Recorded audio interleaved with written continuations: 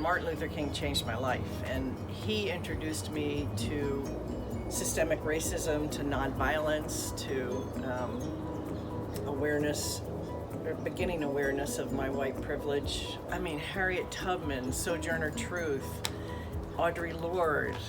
I mean, there's just Maya Angelou. There's so many sheroes and heroes that have inspired me in my life. I've had lots of causes in my community for decades. I've been part of the Martin Luther King Community Advocates for years. I'm chair of Hadley, which is a fund to provide free programming for the community with music, cultural awareness, social change.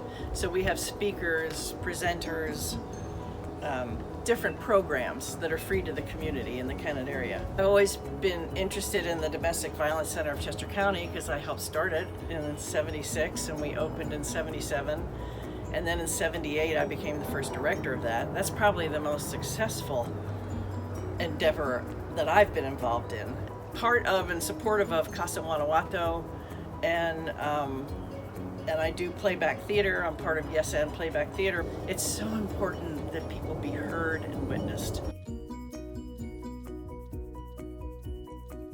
So as clerk, as we say at Kennett Friends Meeting, but chair in other worlds of Hadley, I started exploring, and so I was talking to my dear friend and lawyer, Peter Temple.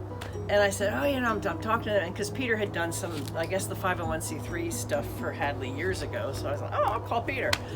And he said, have you thought about the Chester County Community Foundation? I'm like, no, tell me more. And he was like, well, let me tell you.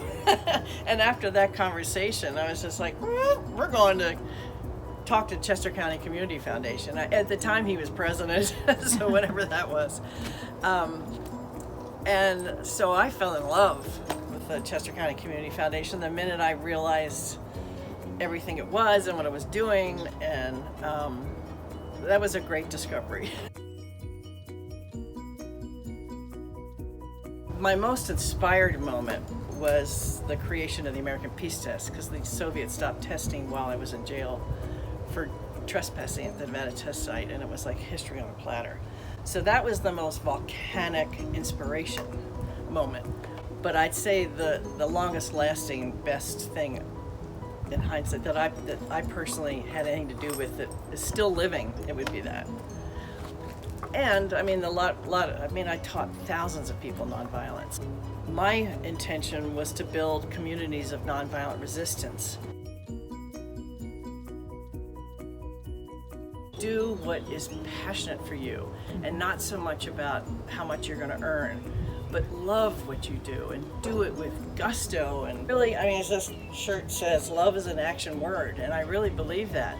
Everybody has a piece of the truth, and how they get to their piece of the truth, I should not judge. I haven't walked in that person's shoes.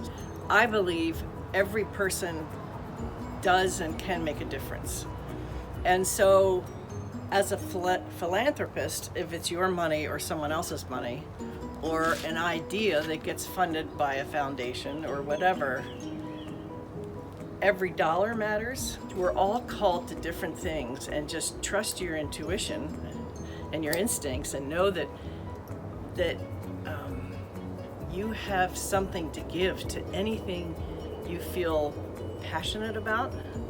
And that however much, if you have 1 hour a month to give to something, or your time and energy, I mean, some of us did it like 24/7 because that was my life path. But that, I would not compare oneself to another. We all have different stories, we have different needs, we have different responsibilities.